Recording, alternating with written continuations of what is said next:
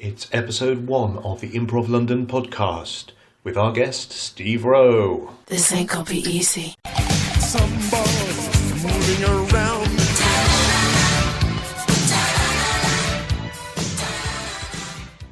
Welcome to the Improv London podcast. You can find us on SoundCloud, it's really hard to say, SoundCloud/Improv London, at Improv London on Twitter and Facebook.com/Improv London.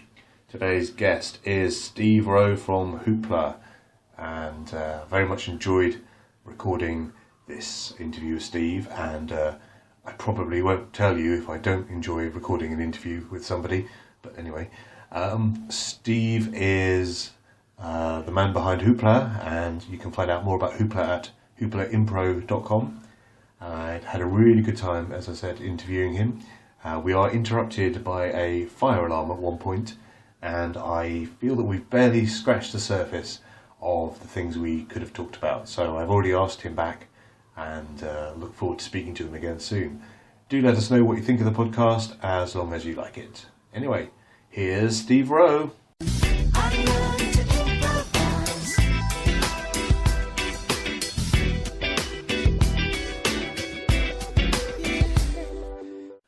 Welcome to Microphone Test with Steve and Stuart.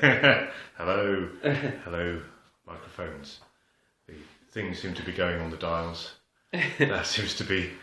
This could just be a graphic. Yeah. It's actually not connected to the microphone whatsoever. Yeah. And all they've done is we're not actually recording anything. That does seem a lot of effort. Yeah. In some ways it would almost seem easier to just put something that recorded sound rather than something that pretended to record sound when you made a noise. And they predict exactly when your voice is going to move. I mean, I'm sure they could do this, but it just seems making more work for yourself. Right, so yes, tonight you're teaching, is it a beginner's class? Yeah. Yeah. Is this the start? Have we started it? We've started. Oh, we started. Okay. You don't tell my voice was different. Yeah. That was more. Okay. Yes. So tonight I'm teaching beginners improv, the first of a beginner, the first workshop of a beginners improv course at Theatre Delicatessen in Farringdon in London. That's what I'm doing. So what we've got this evening is lots of people who, I think most of them will be totally new to any form of improv or acting whatsoever.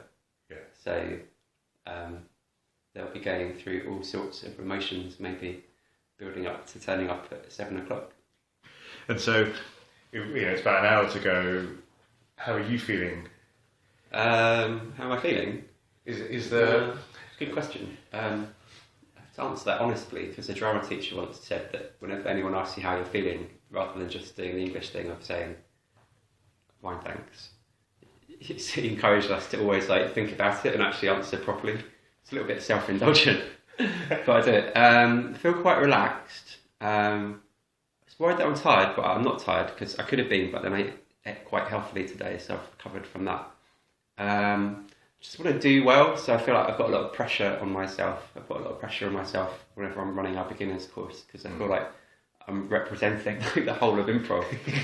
And it's and I feel like people are hanging on my every word on the first workshop. They're trying to work out, is this okay? Am I going to like this or not? Am I even going to come back for the second week?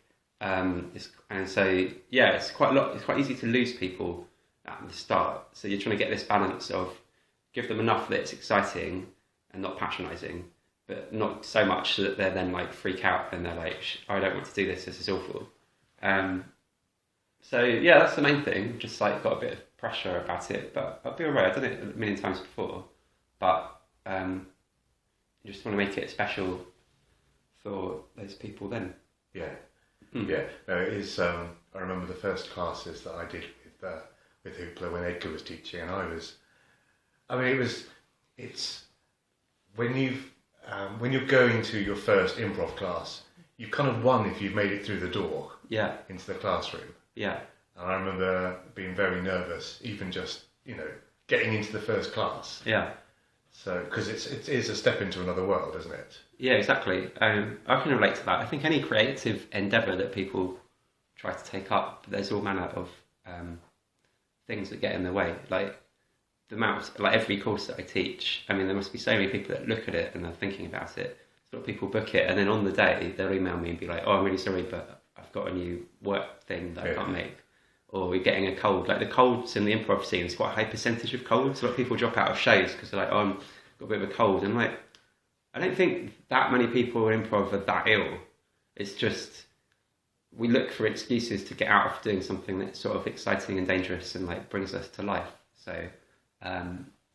Yeah, I mean, I just relate to what you were saying about the first improv workshop. I can relate to that because the first time I got into improv, which was going to a workshop with John Cremer, I saw him and the Maydays do a show, and they announced that like we do workshops as well. And it took me a good month or two to get the courage even to go to the pub where they performed, to ask the barman, "Do you have the number for that improv workshop guy?" And then the barman was like, "Yeah, sure, here you go."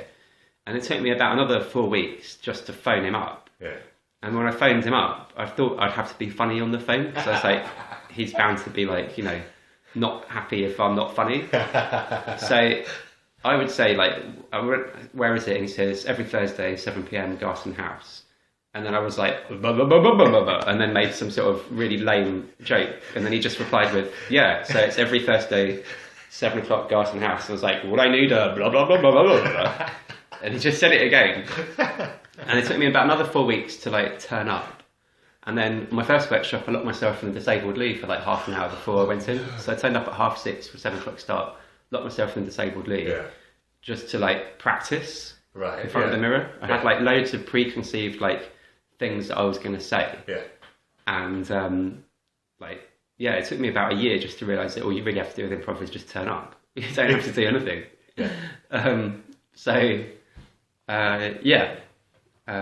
I agree. Getting through the door is like a bit of a hurdle. And so, how much do you prepare? What, teaching? Yeah. So if you're doing a beginner's class. So I have like what I call an array of stuff that I could do. So I don't have a set list, but I do have like there's an array of things going around in my head, or like one page of A4. I've got some things scribbled down, and maybe a few key points I'm trying to make. Especially with the beginners course, I'm always trying to bring it back to like, with our beginners courses right now, we're trying to do the basics really well rather than worry about loads of other stuff. So tonight I'm going to be talking about listening, supporting each other, yes and having fun with getting it wrong, and taking the pressure off trying too hard to be clever or funny. Yes. But then once I've started doing the warm-ups, I'm pretty much just looking at the group and trying to think like, what one of those do they need right now? Yeah. And then do a game from that. And the ones I don't get to do this week, that forms what we'll do the next week. So yeah, Hoopla, we don't have like a strict syllabus, but the teachers we are getting together in November actually, later in November. And we're going to pick out like what are kind of like our top 10 must-do exercises per course. Yeah. And make sure that we do them at some point, but then obviously flexible to what people need. Yeah, it's really interesting, that phase that I think a lot of improv schools go through, is the kind of the codifying of what makes them, who they are. Yeah. And is that kind of what you're doing here? Yeah, because we've got Hoopla has a lot of influences on us. So we've done, Emery and I started off with John Cremer, and then did things with Sprout Ideas, Keith Johnstone, Dylan Emery, Alan Marriott, like loads of people. So at first we were quite from a Keith Johnstone style background, I think. And there's been a bigger influence on us, another big influence on us recently, where like UCB, Upright Citizens Brigade, have been in London, the Annoyance Theatre, IO Intensives. A lot of our teachers have now trained in Chicago. So for me personally, I'm always amazed when people seem to think that there's a massive difference between like Keith Johnstone style improv and what gets called Chicago style improv. But having done both types, you're like, at first it seems different, but when you get it, you're like, this is just the same stuff with different words. Like Keith Johnstone talks about a tilt in a scene. It's exactly the same feeling as UCB's like spotting the first unusual thing. And like one company will call it like building a reality at the start of the scene. Someone else will call it a platform. Someone else will call it who, what, where. What some companies will call like game of the scene. Other companies will talk about status or relationships. But in terms of the emotional feeling for the improviser, it's actually you realise it's like you've kind of all found different words for the same stuff. There's not that many differences. Even like the especially when it comes to stories. So like a lot of improv schools are like, oh, we don't want to do Keith Johnstone because it's all about narrative, and narrative gets you in your head. But the whole point of Keith Johnstone teaching narrative was how to do narrative without getting in your head. Like, to be a good narrative improviser, you're not thinking about narrative. So he would also teach like relationship and like exploring that and themes and patterns and like emotions, and like he was also like, don't be on stage plotting in your head. And so yeah, sometimes I think the schools have a lack of understanding of each other. So then Hoopla, what we're striving for at the moment is just kind of trying to simplify things whenever I can, really. Like, not if I watch a scene in our courses, I'm not going to give people feedback on like all 50 things they could have done. Yeah. I try and just think like, what's the one thing that could be the most helpful thing?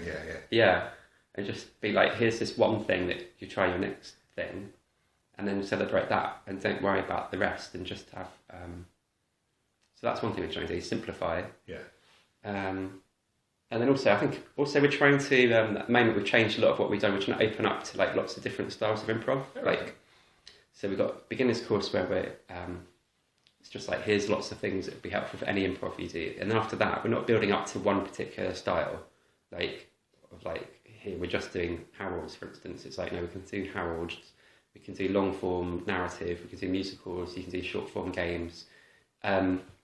Really just to show people all the different types of improv there are, and just enable people to pursue what they enjoy the most.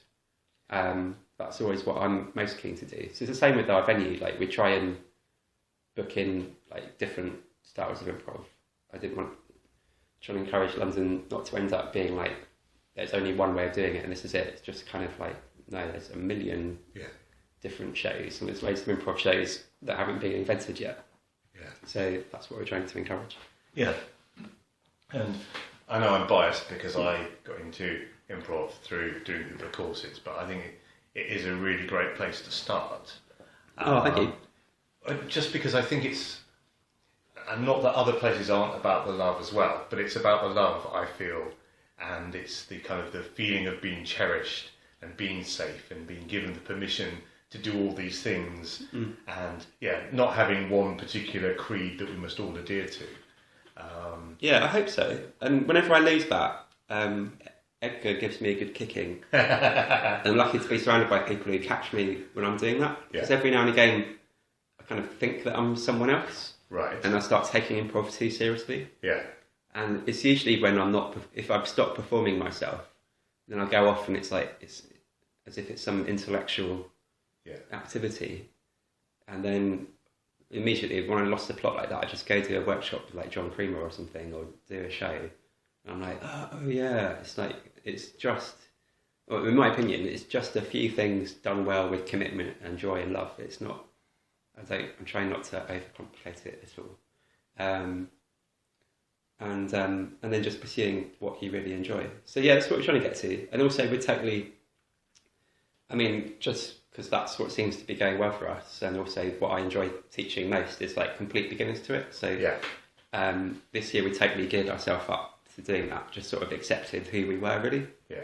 So I'm not striving at the moment to like become like a revolution in improv.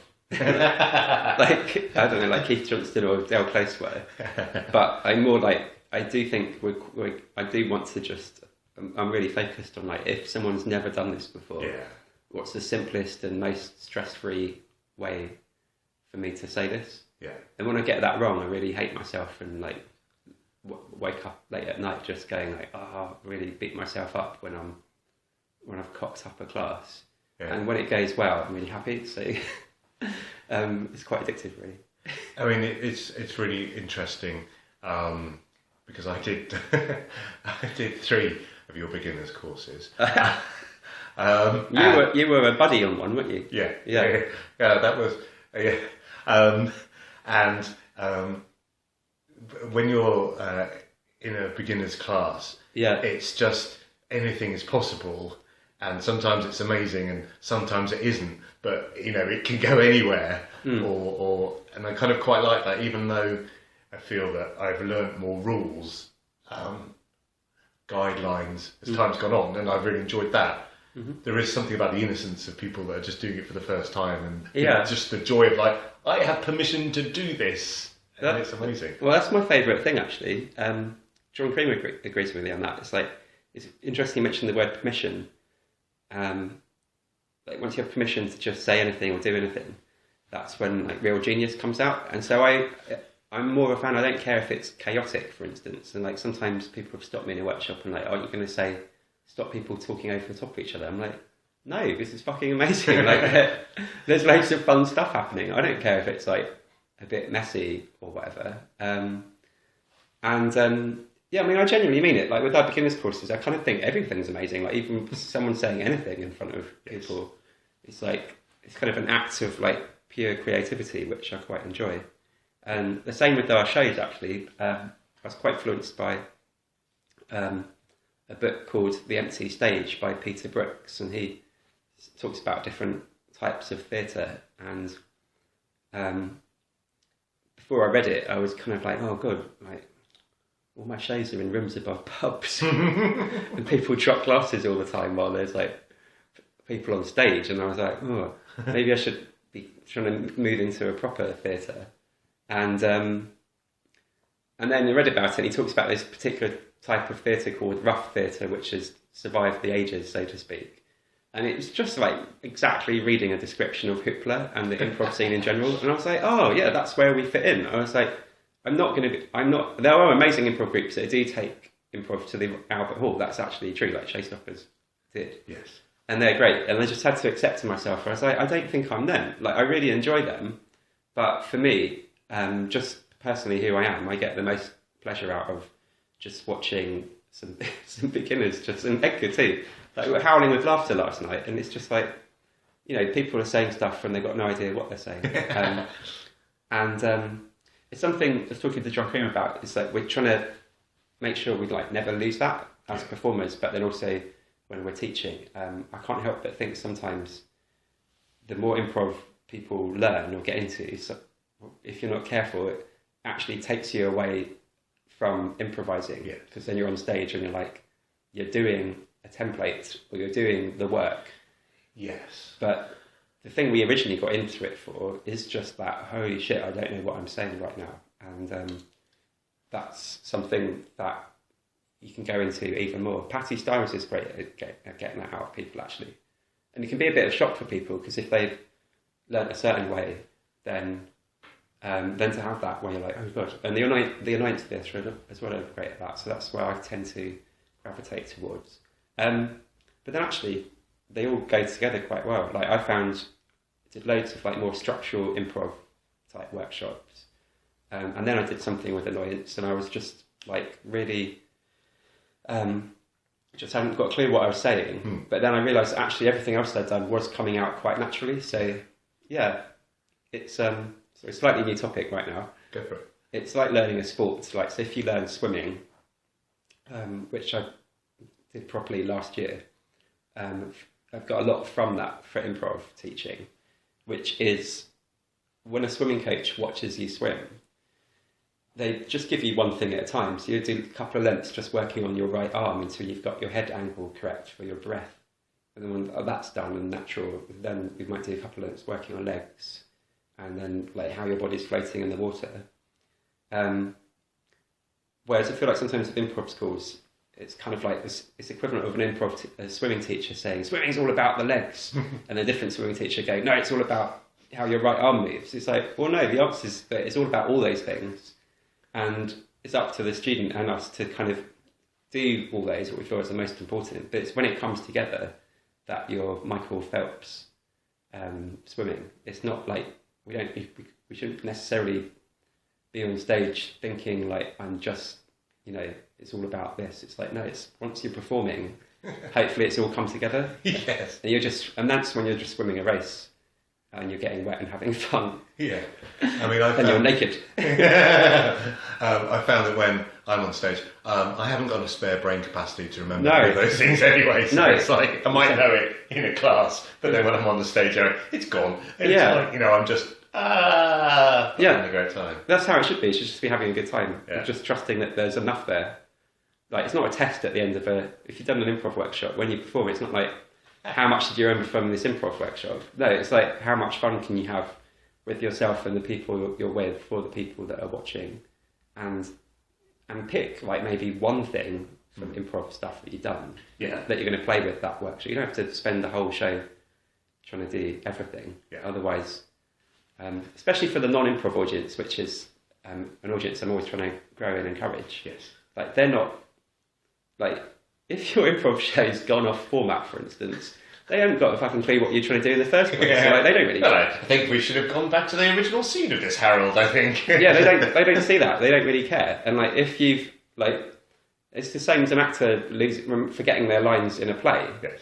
Like, the audience didn't know what the lines were in the first place. So like, if you respond as if something's gone wrong, then they know something's gone wrong. So you just have to be like happy and go for it. And It's really interesting what you say about occasionally losing your way if you haven't been performing. Yeah. And because that's something I've been thinking about recently, and how it's great doing the classes and the workshops and all those sort of things. But it's only when you actually get on stage and perform, it's like the other side of it, and it kind of makes it whole almost. Yeah. And that's one of the things I loved about the performance course. Performance courses that you do, it's the fact that there is the showcase at the Miller at the end of it, and it's just an amazing experience to be part of. I mean, I don't think I've ever felt quite so nervous in my life, but it's just but once you're on stage and then you're sort of doing it, and it's like we know that you're on stage there and you're going to look after us, and it's just, I don't know, it must be amazing to see people get up and perform for their first time. Yeah, it's pretty scary actually for me too. Like, I have to be relaxed because people feed off you otherwise, and like if I turned up stressed, then the group probably would. But it does matter to me a lot. But obviously, I want people to have a good time. And I know sometimes we're running, especially because we tend to have a lot of beginners in our courses. So quite often it's like the first time they've been on stage for anything, let alone improv. Like, let alone being on stage making it up. Like, it's the first time I've done anything in front of an audience. So there's like a lot of emotions in the room. It's very exhilarating. Again, I have that pressure. I want to do a good job of it.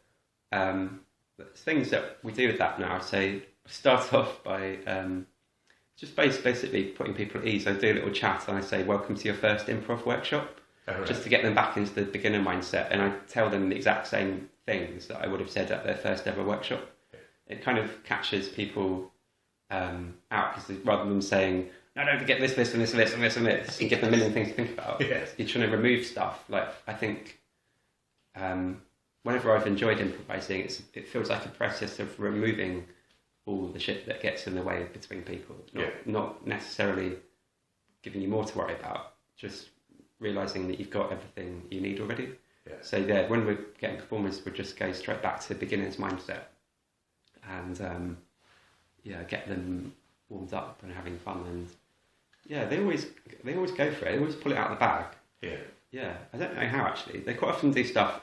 I don't think they realise how good they are when they do their first shows, because sometimes they haven't even seen an improv show. But it always goes really well. I'm always pleasantly surprised, to tell you the truth. And like massively relieved. I always have like a bunch of drinks afterwards and a kebab, and then quite often end up having to get a cab home because I've missed my train. And then I watch film 4 till like 4 in the morning. I can never sleep after the end of course shows. No. But it's really nice. I mean, because that's what you can do improv for different reasons. But I mean, we are basically teaching it for performing. Like, that's what we're built up around, with the venue and everything. And it's a decision we made a while ago. We were like, oh, you could do improv for other reasons, like removing social anxiety, for instance, or just being more confident in real life. But we were like, we don't really have that experience of talking. We don't know anything about that stuff. Like, I can totally see that people find it helpful for other things, but we're not deliberately teaching that. We're literally just a company that's like, here's how you improvise on stage, and here's how to have fun with it without hopefully getting too worried about it. So that's what we've always got an eye on. And yeah, performing is where you really learn stuff. So I think the way we changed ourselves now is we're just like, we're going to do, here's some things about beginners improv, here's some things about short form, here's long form, here's a taste of all the different styles you can do. But then really just get out there and do it and form teams and make it happen, because there's loads that you just get from being in front of an audience and making a show happen. But you see this happen to groups all the time. They go to Edinburgh, and when they come back, they've either split up or they're just totally awesome. Like there's a group called All Made Up that did Edinburgh. I think it was this summer. And when they came back, I haven't seen them together yet, but I've seen a few of the cast individually. One of them was in a few sketches we were filming, Becky Bone, and just like everything she did was awesome. Like, there's one sketch she just had like one line. I also had one line. It was a short sketch, and just so that was quite a major role for this sketch. But this one line was like, she said it. We were filming in a corner shop in Rains Park. She said it, and everyone just burst into rounds of applause and started howling with laughter. And I was like, I don't even know how she's made that so funny, but she has. And you definitely see that with performers. It's like, yeah, workshops are there to learn stuff, but not get obsessed about. It's when you put it into action that it really beds in, and that's when you find your own voice, I think, as a performer. And then also decide what the hell it is you want to do personally or as a group. Yeah, there's just loads of stuff that you can only learn just from doing a lot of it. And I can't think of a single improv group, successful one, that behind the scenes at some point hasn't just done a shitload of shows. Yeah. Quite often it wasn't even the group that they've made it in. Quite often there's like, like bands as well. There's 4 bands before you get to Nirvana or whatever. Yeah. I don't know if that's true, I haven't researched that. Listeners can go and Google that fact that I just made up. Give them some homework. Yeah. Yeah. And the best way to learn about being on stage is to be on stage. And it's one of the really useful things that you told me was to not see this show, the first show, as the be-all and end-all, but the first of 100. Yeah. And you see it as part of the process, and suddenly that becomes a bit more manageable. Yeah. Well, people kill themselves off creatively all the time. Not like they do this thing where they're like, "Oh, I'll do this improv show, see how that goes, and then decide if I want to do that as a thing in my life, or I'll do this stand-up set, see how it goes, and then see if I want to do blah blah blah blah blah, or like but they have that thought every single time they do a show. I'll see how this goes and then decide if I'm going to keep doing it. So obviously with that, logically what happens is the first dud show you have, which probably on average is going to be like your third. It's pretty difficult. Your third show. Difficult third show, yeah. Yeah, difficult third show. Then that person gives up because they're like, oh, I've found the evidence I was looking for. They've told themselves the inner story. I'm not sure if I can do this. I probably can't. Yeah. And then they've successfully manipulated their own life in order to find evidence that backs up that story, right, yes. Which is, I shouldn't be doing this. So they stop. Yeah. So you just have to be aware of like what's going on with that and just give yourself the task, like you said, tell yourself you're going to perform 1,000 improv shows, no matter what. And then the third show, you're like, oh, it didn't go that well. I'll just write down a list of like what I didn't like about it. And then next to that list of points, write down a list of what the opposite of that thing is. And lo and behold, you have a training plan for the next year. And you have like something you can learn from. And by the time it gets to like show 110, you might actually have something. And then I think also, I mean, for saying that, like there was a drama teacher called Sanford Meisner who said that actors shouldn't be allowed on stage for like 10 years or something.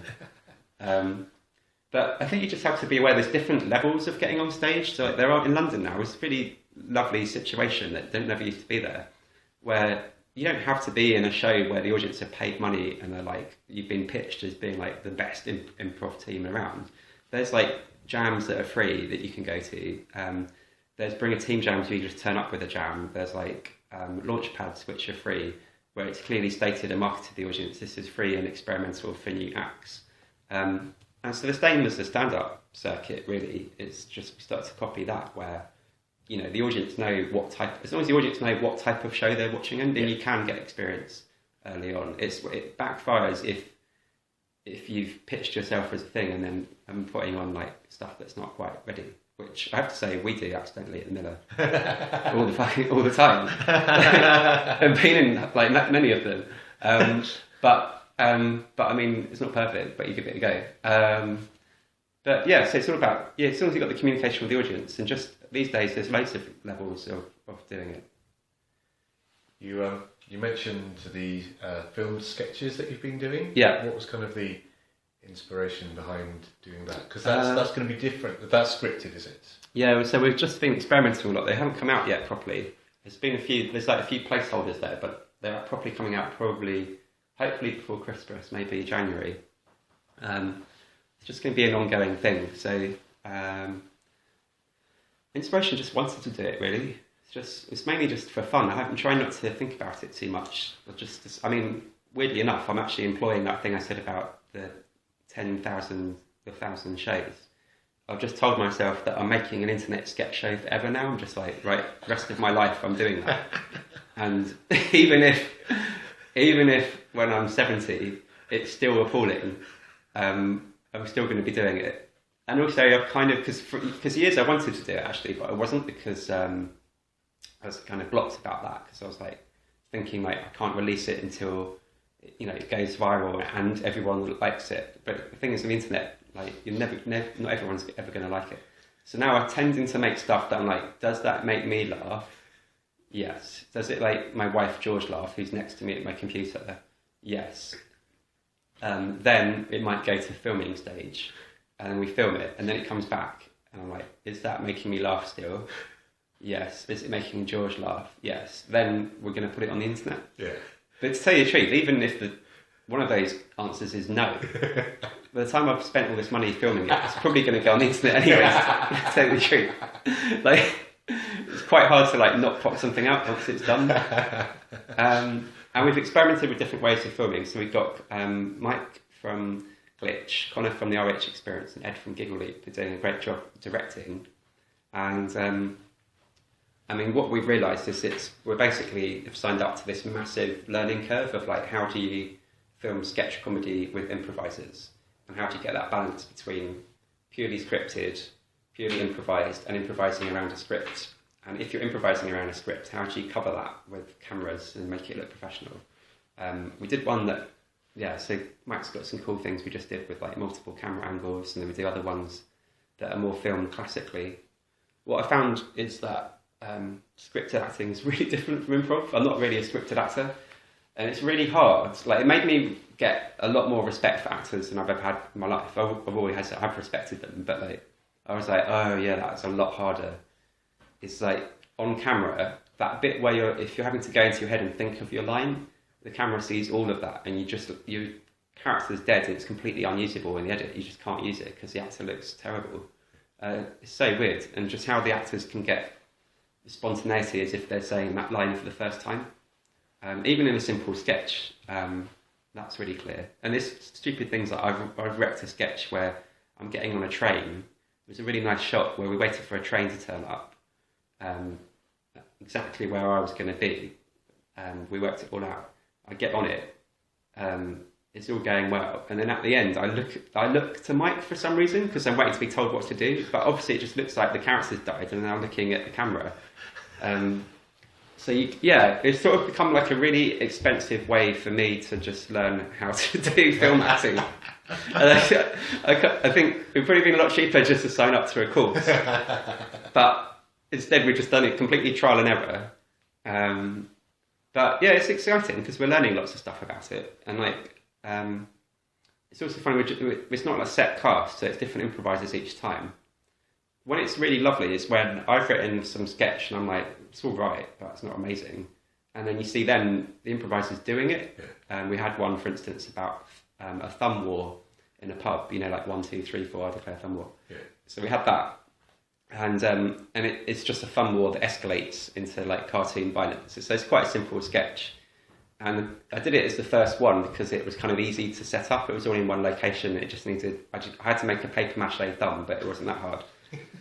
So I was like, right, at least we can do that. We'll do that just to learn from it. And I was like, oh, it's not very exciting as a sketch. But when I turned up, the improvisers, using improvisers as your cast and crew, because they have the yes and mindset, that rather than complain about this sort of slightly normal script, they make it better. So like, we had Tim and Nick from Do Not Adjust Your Stage, and they had this whole character backstory and like real emotion behind it. It was like, you felt like they were real people rather than they were just saying the lines, so that was great. And then Mike just gave it this like amazing amount of action movie effects, and like had this whole horror thing, and just had like loads of ideas, this real can-do attitude. And then the extras there, like me and Maria and Andre and Catherine and George, even that, it was like they had this real attitude of like, how can we be the best?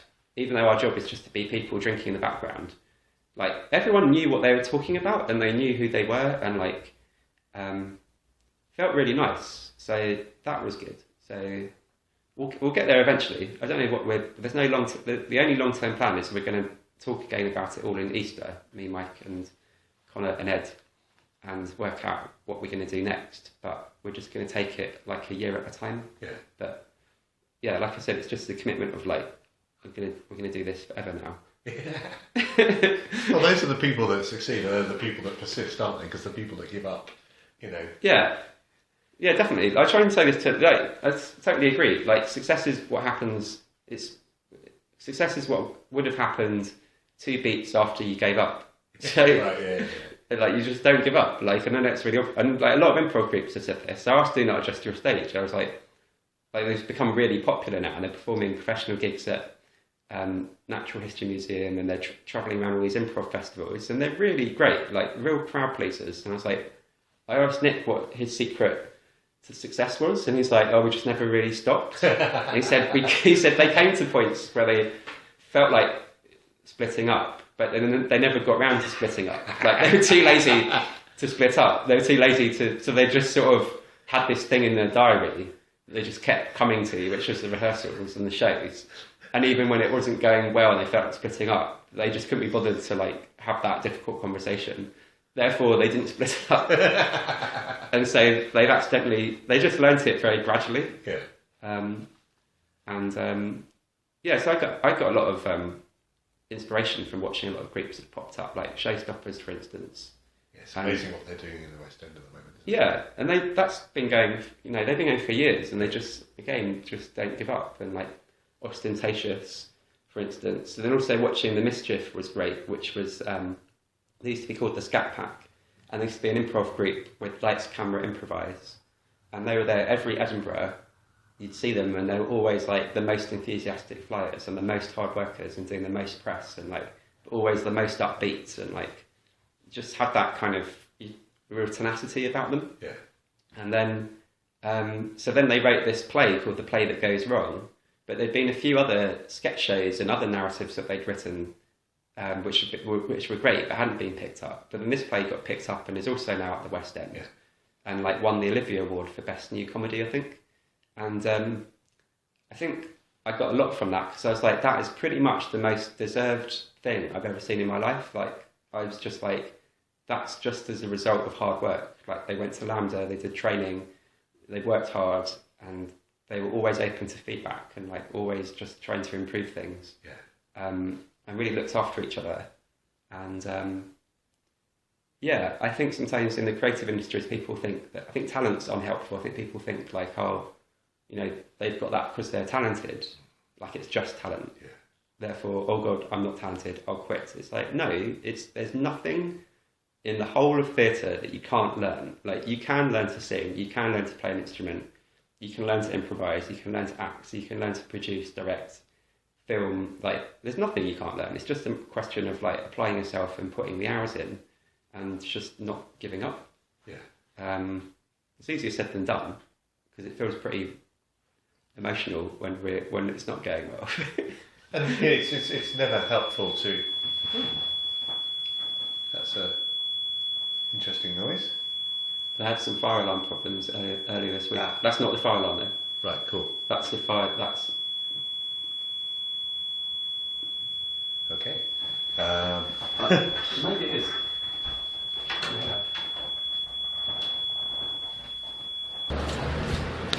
Yeah, I think it is a fire alarm actually. It's when it's the fire alarm. I had it earlier this week. It's like a lot louder. Right. There's another little lounge bit just before we go out. Okay.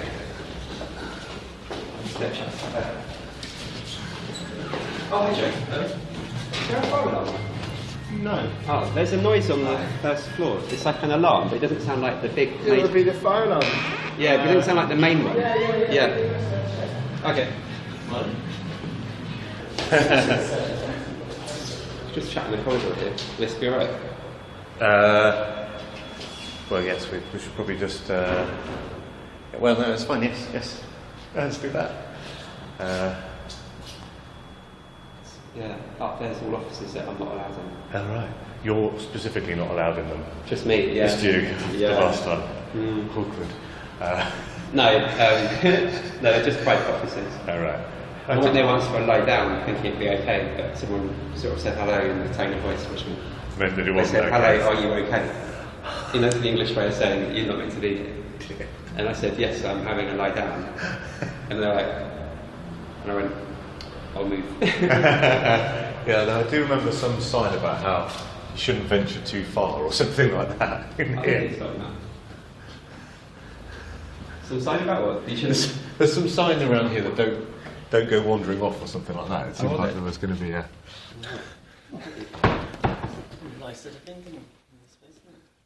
Yes. The thought I was having when the fire alarm went off was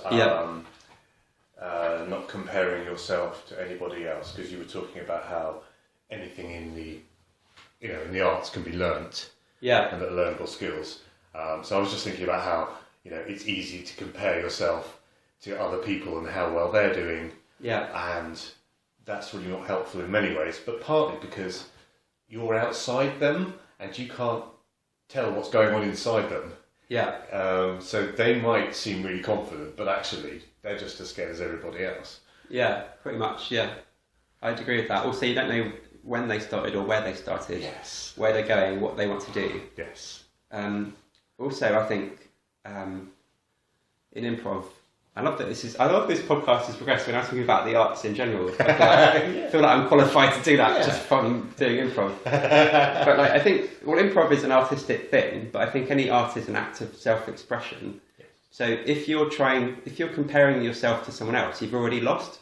Yes. Does that make sense? Yes. You've lost that competition. The second you feel like you're competing, it's like, well, you've lost that then, because that means you're not expressing yourself. And also, you're the best person at being you. Yeah. So why? Yeah, you are, and you're pretty awful at being someone else. They're doing a good job of being themselves. So just let them get on with it. And I think also there's this. I think it's natural that we compare ourselves to each other. I don't think it's natural as in I don't think it's inherent human nature, but I think it's natural considering stuff we've done at school. I think schools do a great job, but there's some things that at my school, for instance, when you received your A-level results, and the same with degree, they were just stuck on a notice board. There's a list of names, but it was in order of results. So if you did best, you were at the top, and if you did worst, you were at the bottom. Oh, where did you start from, the top or the bottom? Well, when I got my uni ones, I started at the top because I was optimistic. I worked my way all the way down, and my name still wasn't there, and I was literally having a heart attack. And then I realised, because I'd taken a year out between the second and third year, my name was just on a sheet all by itself. One piece of A4. It was Steve Roe. It was a 2-1, everyone. Just nice. 2-1 in? Did engineering. Oh, right. Yeah, there wasn't an improv degree back then. It was a long time ago. But that's a whole other podcast, actually. Then everyone, and with degree, for instance, it's a lot of them were marked. Your mark was a result of how well you did compared to everyone else on your your test. And it did matter how well you done. And the same when you're applying for jobs. It's there's 100 people going for one job. Obviously, you're going to compare yourself to everyone else. So when you go into like an artistic field like improv, where it's like, where you're genuinely free to say whatever you want and do whatever you want and make whatever you think is beautiful that you want to put out in the world. Unfortunately, we compare ourselves to others, and then miss the fact that there's a bigger thing that we could have been doing, which is not doing that and just doing whatever the fuck we wanted. And it takes like a while to get. And then you end up in this trap where you're comparing yourself as to like how much you're not comparing yourself to others. And then you're like, oh God, that person doesn't seem to give a damn what anyone else is up to. I wish I was like that. And you're like, it's just this whirlwind. I mean, I don't know why I've suddenly put myself in some self-help guru mode. Like, top tip to do with that, first off, turn your fucking Facebook off. That second tip would be to turn Facebook off. And then third tip would be turn Facebook off and Twitter.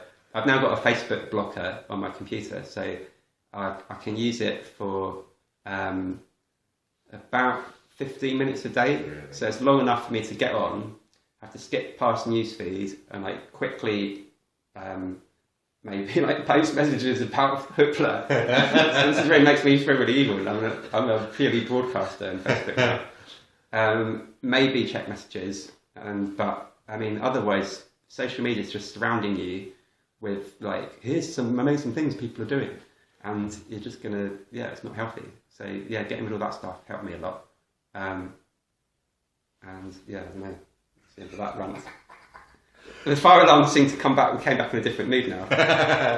No, and I like self-help guru Steve. Should I do my hypnosis CD? Yes, that'd be brilliant. Okay. A story about that. Think of a whale swimming in the sea. Think of the bubbles like a vortex from its fin trailing backwards.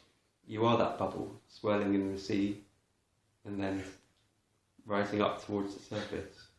When it hits the surface, that bubble is free into the oxygen, which is life. I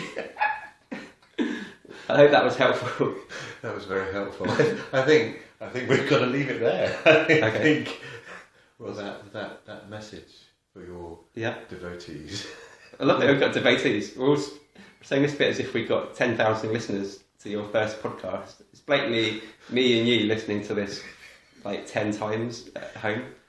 I mean, to be honest, I make this for myself, and if anyone else likes it, it's a bonus. Because that's my YouTube sketch show as well. I think it's a good attitude. Cool. Okay. Thank you very much. Oh wait, well thanks for having me. Thanks for listening to me, Nigel, Barry, Ian, Lucy, Dave, George, Sophie. You're going to have to list everyone now, because otherwise people are going to be upset that they've been missed off. Yeah, if I've missed Edgar, thank you for listening. I love Edgar. He's brilliant. Bye. I made this. That's improv!